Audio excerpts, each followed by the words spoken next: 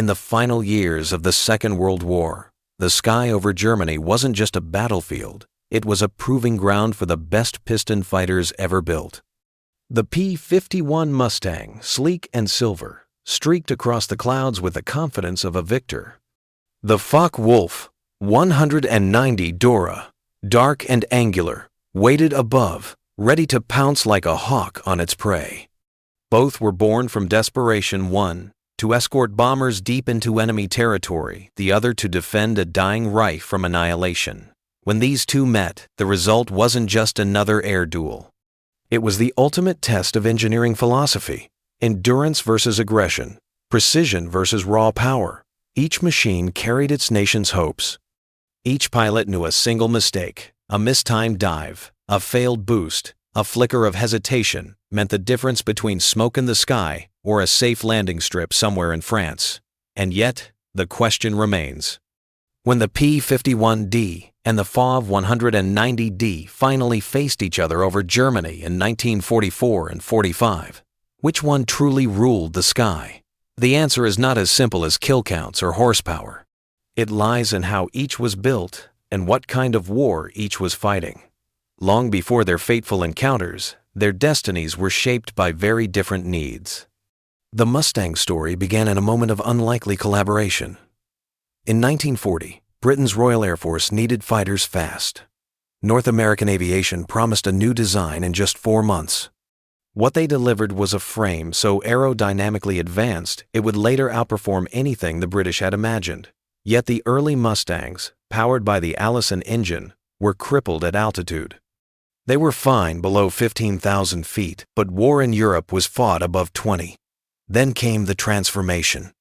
Rolls-Royce fitted the Merlin 61 engine, and suddenly, the P-51 could climb, dive, and fight, with Spitfires and Messerschmitts on equal terms.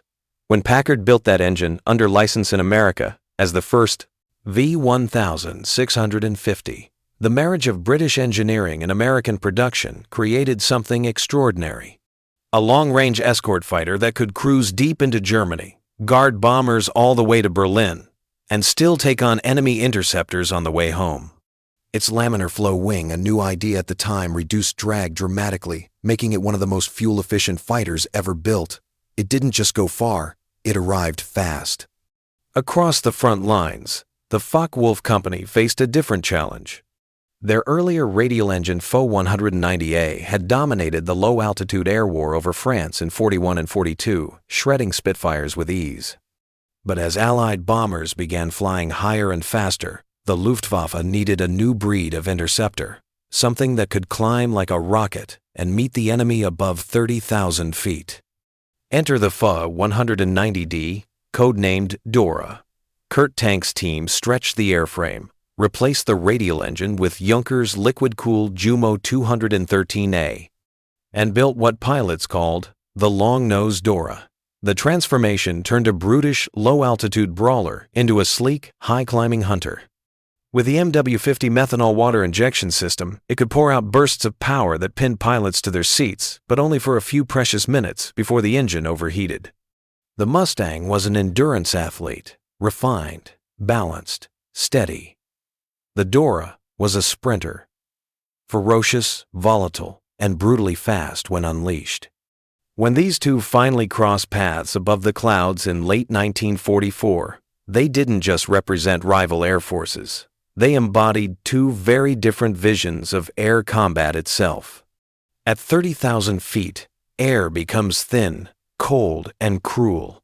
Engines gasp for oxygen, and only those designed for the heights can breathe properly.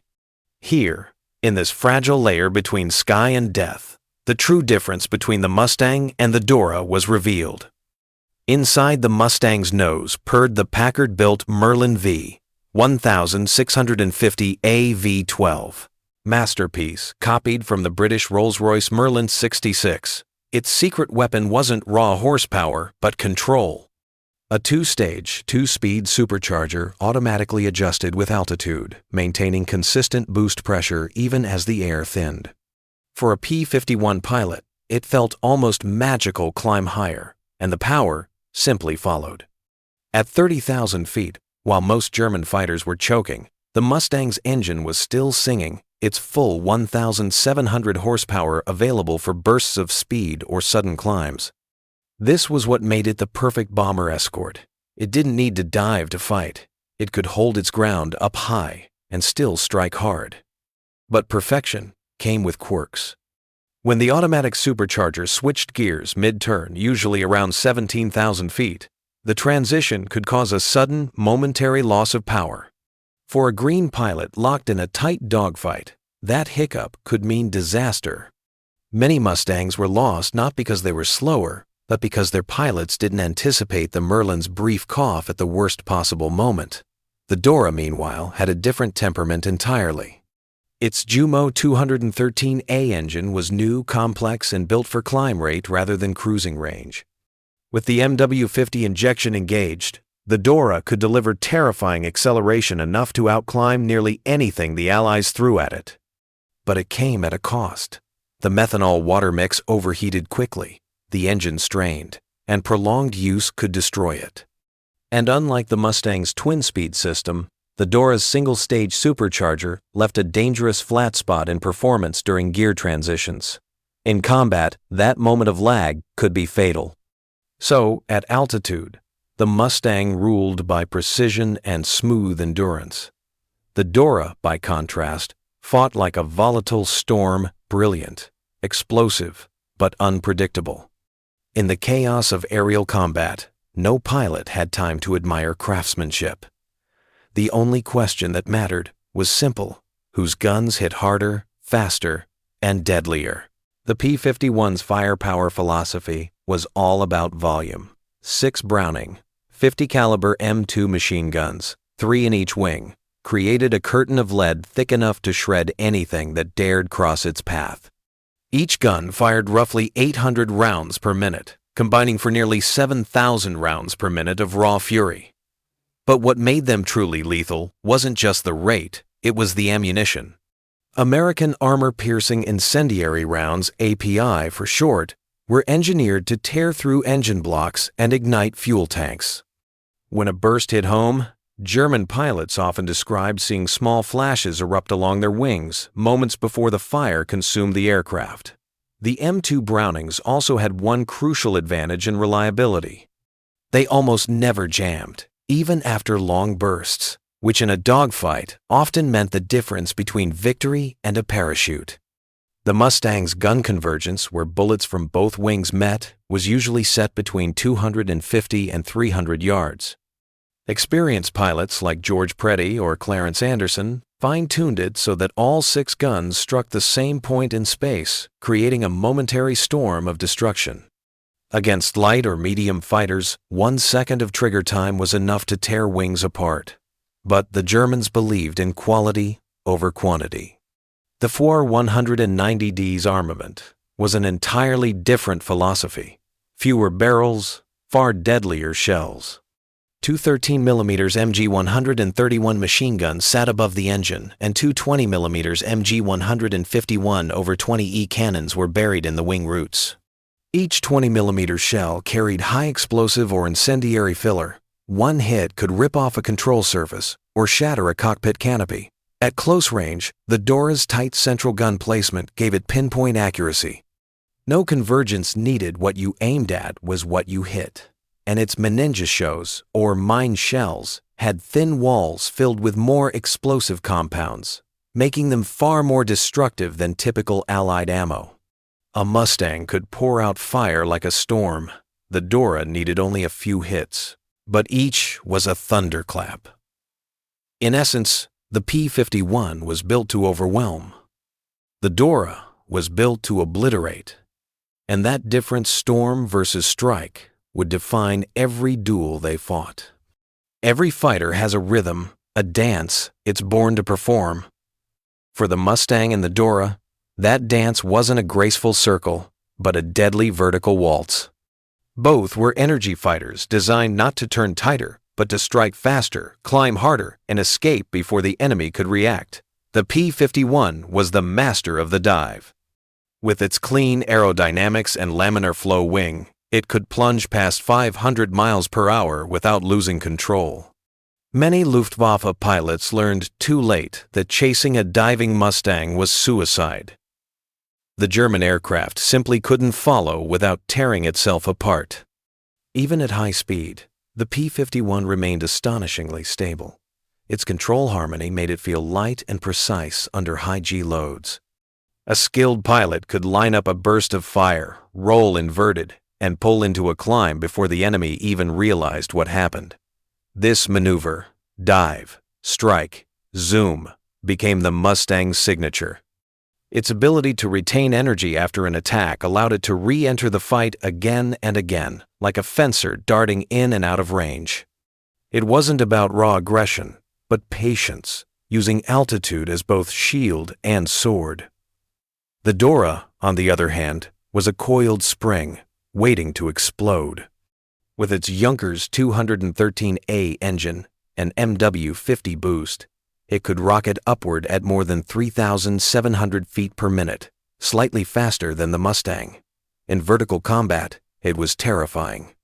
German pilots used the hit-and-climb tactic, diving through bomber formations or Allied fighters, firing a brutal short burst, then zooming back into the clouds before anyone could pursue. Where the Dora truly excelled was in roll rate. With lightning-fast control response up to 160 degrees per second, it could change direction so quickly that many Mustang pilots lost track of it entirely.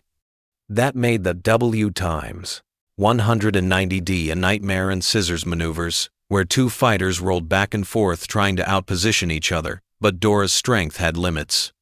Its broad wings and longer fuselage gave it a wider turning circle, and if a fight slowed down, the Mustang could slowly tighten the noose.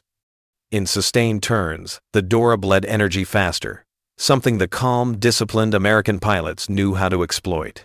In the end, the Dora fought like a hammer, strike brief, violent, devastating. The Mustang fought like a blade, controlled, patient, and always ready to cut again. No matter how powerful the machine, it was always the man behind the stick who turned steel and fuel into victory or death.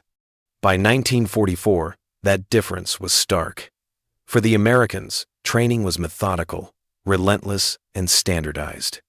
P-51 pilots arrived in Europe with hundreds of flight hours, drilled in formation, flying, gunnery, and most importantly, discipline. They were taught never to turn fight a German, never to lose altitude advantage, and to strike only when certain of a kill. Every sortie was part of a system, a war machine, as organized as the aircraft themselves. Mustang pilots didn't fly alone. They fought as teams high cover, low escort, rolling sweeps across the sky. Their doctrine emphasized communication and patience. When a Luftwaffe interceptor broke through toward the bombers, one element attacked while the other stayed ready to protect. It was coordinated, calm, and deadly. Across the line, the Luftwaffe was running out of time and out of pilots. By late '44, most German aces were either dead or exhausted. The new generation of Fw 190D pilots had far fewer flight hours, often under 200 total. Fuel shortages limited training flights. Sometimes, young flyers went into battle having never fired their cannons at altitude. Yet, even in chaos, the Dora gave them a fighting chance. Its blistering climb rate and explosive power meant that a skilled pilot, even a rookie, with sharp instincts, could ambush a Mustang from above and disappear before the Americans could react. The problem was sustainability. The Dora's engine boost lasted minutes, while the Mustang could stay in the fight for hours. And sometimes, all it took was luck. A sudden power lag in the Dora's supercharger could freeze its acceleration mid-fight. A Mustang's supercharger shift could rob it of power during a tight turn. Many duels ended not because one pilot was better, but because mechanical fate decided in an instant. There were countless stories of these encounters. German pilots diving out of the sun, American escorts rolling to meet them, tracer lines crossing like lightning. For all their differences, in those few heartbeats, the war became personal. One man's machine, one man's breath, one pull of the trigger. Proceed to Section 6, Supply, Fuel, and the Real-World Limitations. You said, yay, ChatGPT said, perfect. Here's Section 6, around 400 words.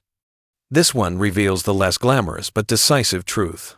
Wars aren't just won in the sky, they're won in logistics. Section 6, supply, fuel, and the real-world limitations.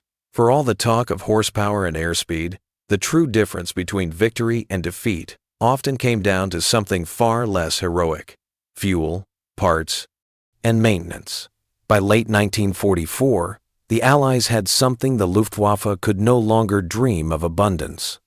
Allied fuel convoys stretched across oceans, and airfields from England to France were stocked with everything a Mustang needed: spare tires, propellers, coolant, guns, and ammunition. A damaged P-51 could land, be patched, and return to the skies within 24 hours. The Germans, on the other hand, were living off fumes. The Junkers Jumo 213A engine required high-octane fuel that was increasingly rare as Allied bombers destroyed refineries from Leuna to Ploiești. Each flight risked mechanical failure, not from poor design, but from poor fuel quality. Many Luftwaffe pilots never feared the enemy, they feared engine failure on takeoff. Even if they survived, finding replacement parts was a nightmare.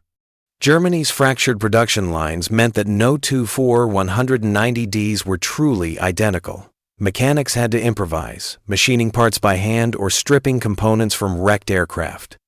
As a result, reliability plummeted. Meanwhile, Mustang squadrons operated under a logistical miracle, a continuous flow of replacements. Every bolt, every spark plug, every gallon of fuel came from a system of mass production that functioned like clockwork. The P-51 was designed for it: easy to service, modular, and built with standardized parts. It wasn't just about flying longer, it was about fighting longer. A Mustang could fly deep into Germany, escort bombers, engage in combat, and still return home with enough range to spare. The Dora could barely cross its own borders before fuel anxiety set in. That imbalance crushed the Luftwaffe as much as any bullet ever fired. By the time the winter of '45 came, Germany's skies were filled not with proud Doris or Me-262 seconds, but with empty airfields and silence. The machines were still deadly, but the system that kept them alive had collapsed. In the end, Dora was like a tiger in a shrinking cage, powerful, beautiful, and doomed by hunger. When the Dora and the Mustang finally crossed paths in earnest, it was over a dying Germany. The cities below were ruins. The sky was the last battlefield. From the Rhine to Berlin, the air was thick with contrails, gunfire, and desperation. American bomber formations stretched for miles, lumbering B-17 seconds and B-24 seconds, escorted by squadrons of Mustangs, their wings glittering in the winter sun. For the Luftwaffe, each interception was suicide cloaked in duty. The Dora pilots knew the odds 10 to 1, sometimes 20 to 1, yet they climbed anyway. The first sighting often came as a flash silver specks at high altitude. The Doras would dive from above, their long noses slicing the air like spears. The tactic was simple: one lightning-fast pass, then escape before the Mustangs could turn. When it worked, it was devastating. A single Dora could tear a bomber apart in seconds, its 20mm cannons shredding aluminum and men alike. But the Mustang pilots adapted fast. They learned to climb higher, to meet the Germans head-on, to use their superior energy retention in vertical loops and rolling dives. The P-51's bubble canopy gave unmatched visibility a vital advantage when a Dora tried to sneak in from behind. Eyewitness accounts from both sides paint a haunting picture. Captain William Wisner of the 352nd Fighter Group described one engagement where a Dora came down like a hammer, nearly colliding head-on before vanishing into a split-S dive. Moments later, he caught it in a climbing turn, one burst, and the Dora disintegrated. Germany's Klaus Bretschneider, flying a Dora, told the opposite story, chasing a Mustang that seemed to climb forever. His cannons overheated, his boost failed, and he barely limped home on fumes. Both men survived that day, but their stories captured the truth. These duels were never long. Seconds decided everything. By early 1945, the Dora's rare victories grew fewer. The sky belonged to the Mustang. Yet, when the two met in fair combat, equal altitude, equal energy, the fight was far from one-sided.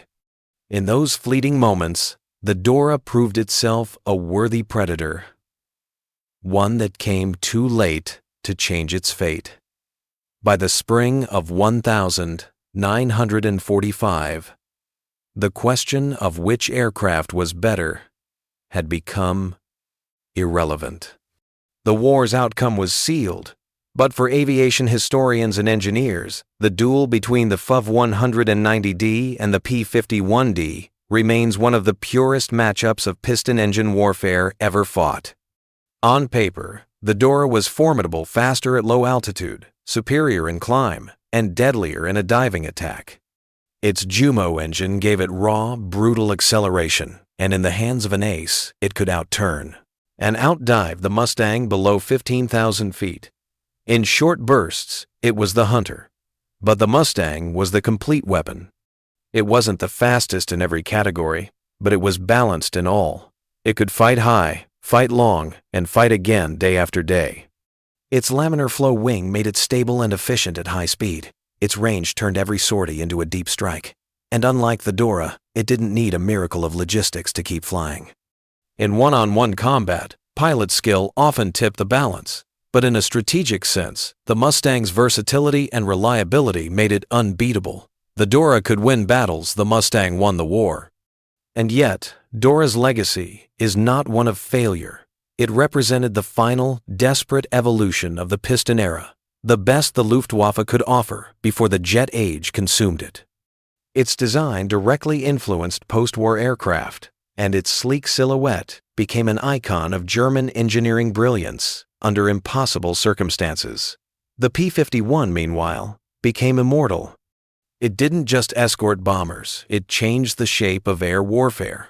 For the first time, air superiority could be projected deep into enemy territory. It made the invasion of Europe possible, and it gave Allied crews a fighting chance to see home again. When the last Doras were grounded and the last Mustangs taxied home, what remained wasn't rivalry, it was respect. Both aircraft marked the pinnacle of what humanity could achieve under pressure, forged in the fire of necessity. And when you look at their silhouettes today, one long and elegant, the other lean and coiled with power, you realize the truth. The Dora was the last growl of a dying beast. The Mustang was the dawn of a new world. When the guns finally fell silent in 1945, the skies over Europe changed forever. Jet engines roared where pistons once screamed, and the legendary duel between the Fw-190D and the P-51D faded into history. Yet, their echoes never died. The Dora was the last gasp of an empire that had burned itself out, a machine of desperate beauty. Few survived the war intact, but those that did became relics of what might have been. In museums today, their olive gray fuselages bear the scars of a nation fighting against time itself. Pilots who flew them spoke with a mix of awe and sorrow they had flown, one of the finest propeller fighters ever built, but far too late to make a difference. The P-51, by contrast, became a symbol of victory and endurance. It remained in service for decades, from Korea to the early Cold War, its sleek frame still commanding respect long after its enemies were gone. Mustang pilots went home as heroes, and their aircraft became a legend of liberation. In the jet age, engineers who once studied the Dora's lines and the Mustang's wings found their lessons invaluable. The Dora's power-to-weight ratio and high-speed handling shaped early jet designs. The Mustang's range and aerodynamics influenced long-range fighter doctrine well into the 1,950 seconds. Together, they bridged the divide between old and new, the piston and the turbine, the analog and the dawn of supersonic flight. But beyond performance charts and technical marvels, what truly endures is what these machines represented. The Dora courage in collapse, the Mustang persistence in purpose. Two fighters born from opposite worlds, meeting in a sky where only one could survive. Today, when their engines roar to life at air shows, crowds still look up with the same awe their ancestors did 8 decades ago. For a brief moment, the past comes alive. The smell of fuel, the shimmer of sunlight on metal, the heartbeat of human ambition. The 4-190D and the P-51D were never equals in victory, but they were equals in spirit, testaments to what men can build when the world demands everything of them. And in that sense, neither ever truly lost.